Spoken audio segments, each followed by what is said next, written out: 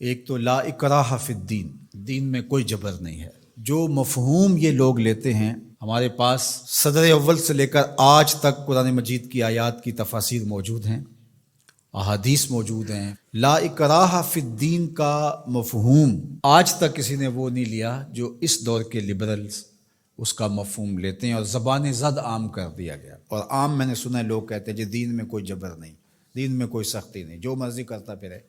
ریاست کی رٹ موجود ہے، دین کی رٹ موجود نہیں ہے، یہ کیا بات ہوئی؟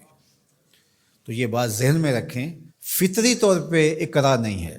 لا اکراہ فی الدین، کسی کو مجبور نہیں کیا جائے گا کہ تو اسلام قبول کر۔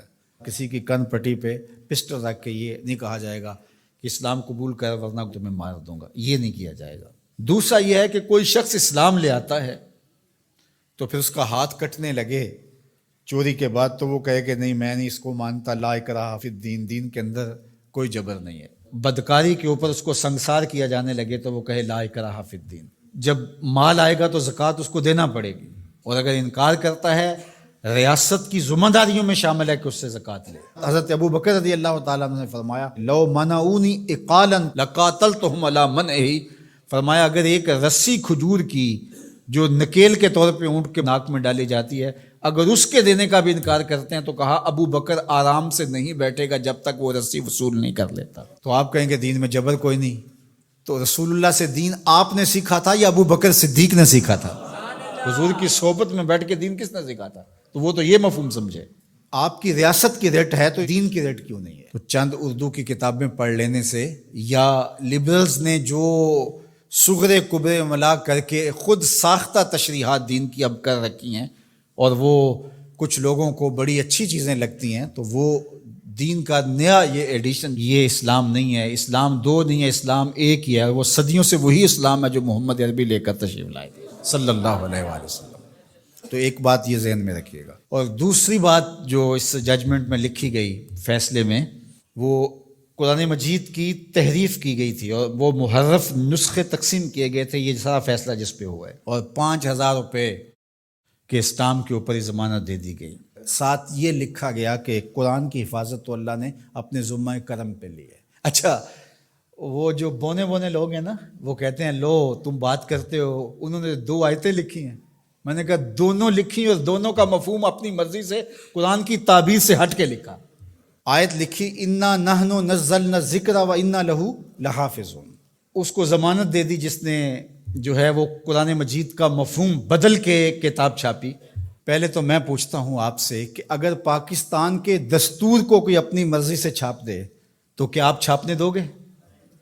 آپ اجازت دو گے؟ کوئی بات نہیں، اپنی مرضی سے، اس کو آزادی اظہار کا اتنا حق تو ہونا چاہیے۔ چند لوگوں نے سر جوڑ کے جو قانون وضع کیا ہے اس کو اس ملک کا کوئی شہری اپنی مرضی سے تبدیل نہیں کر سکتا، اور اگر کرے گا تو قابل مواخذہ جرم ہوگا۔ تو رب کے قرآن کو کوئی اپنی مرضی سے کیسے تبدیل کر سکتا؟ اور پھر یہ کہا جائے کہ اللہ نے قرآن کی حفاظت اپنے ذمہ لی ہے، آپ خام خواہ کی ٹینشن کیوں لے رہے ہیں؟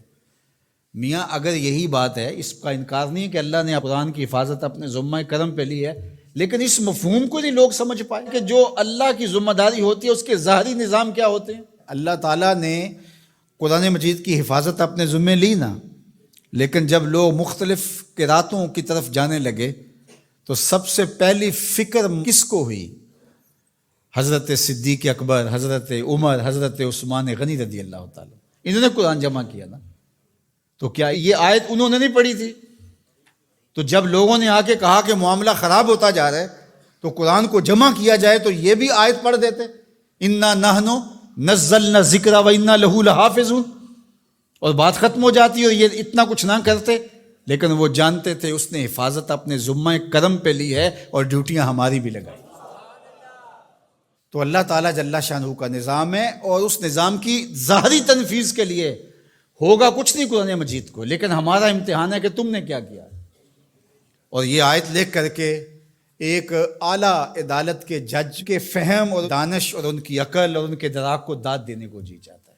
کتنے سادہ لوگ ہیں، اور قرآن مجید کی 2 آیات لکھی اور اس کا جو مفہوم تھا بالکل اس کے ہٹ کے استشہاد کیا۔ اور ختم نبوت کا مسئلہ کوئی عام مسئلہ نہیں ہے، اس لیے ہمارے ذمہ داران کو سوچنا چاہیے، اس وقت ملک میں جو سیاسی عدم استحکام ہے، معاشی بحرانوں میں ہم دبے ہوئے ہیں، تمہاری عدالتوں پہ پہلے کس کو اعتبار ہے؟ ذرا آ کے مخلوق میں بیٹھ کے ان کی باتیں تو سنو، تمہارے بارے میں یہ سوچتے کیا ہیں؟